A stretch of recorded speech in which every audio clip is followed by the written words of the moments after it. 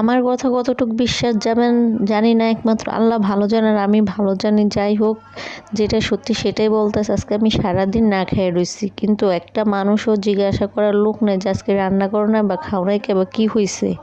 বিশ্বাস করুন ভাই, আমার এই পৃথিবীতে আমি ছাড়া আর আমার আল্লাহ ছাড়া আর কেউ নেই যে বলবে যে আসলে তুমি রান্না করো না, এক মুঠো ভাত খাও বা খাওয়াইয়া দিই, এই কথাগুলো বলার মতো লোক নাই। হ্যালো এভরিওয়ান, কি অবস্থা? আশা করি সবাই ভালো আছেন, আমিও ভালো আছি। আজকে যে রাত্রে রান্না করছি তাড়াহুড়া করে, এই জন্য ভিডিও করতে পারি নাই। এখন ভাত খাইতেছি, সেটাই ভিডিও করতেছি। গরম গরম ভাত খাইতেছি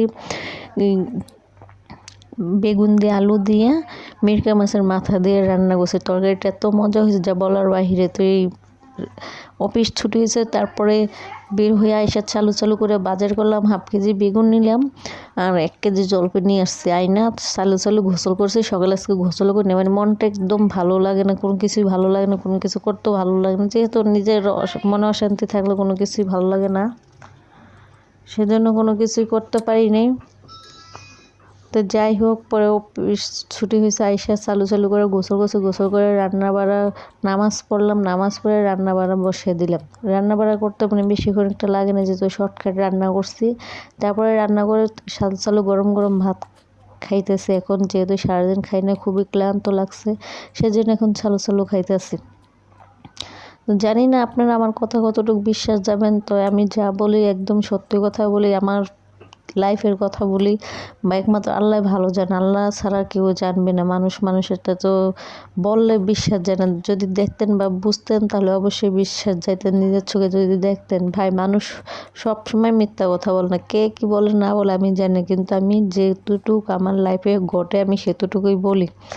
তো আমার গরম গরম ভাত খেতে আসি, কিন্তু দেখেন একটা জিনিস মিস করে ফেলাইছি, যেহেতু আমি শীতকালে কাঁচামরিচ খেতে খুব ভালোবাসি। কিন্তু 2টা কাঁচামরিচ রাখছি, খেতে আর মনে নেই। পরে খাওয়া দাওয়া শেষ হয়েছে, পরে দেখলাম যে কাঁচামরিচ 2টা তো খাই না। তো আমি জানি না কথা কতটুকু গুছিয়ে বলতে পারি, আমি ঠিকভাবে কথা বলতে পারি না, গুছিয়ে বলতে পারি না। আশা করি অবশ্যই আস্তে আস্তে সব কিছু ঠিক হয়ে যাবে, যদি আপনারা আমার পাশে থাকেন, আপনাদের সাপোর্ট থাকে। সবাই তো সবটা পারে না, তাই না? সবার দিয়ে সব কিছু হয় না। যে দেখেন না, আমার দেওয়া সংসার হয় না, আমার দিয়ে কোনো কিছুই হয় না।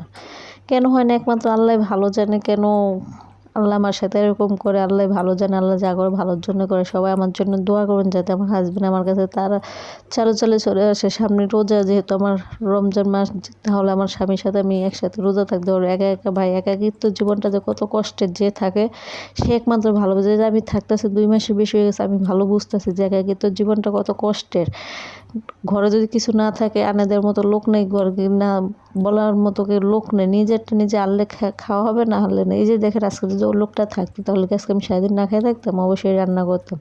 আজকে ভিডিওটা এই পর্যন্ত। পড়বে তার একটা নতুন ভিডিও নিয়ে চলে আসবো। আল্লাহ হাফেজ।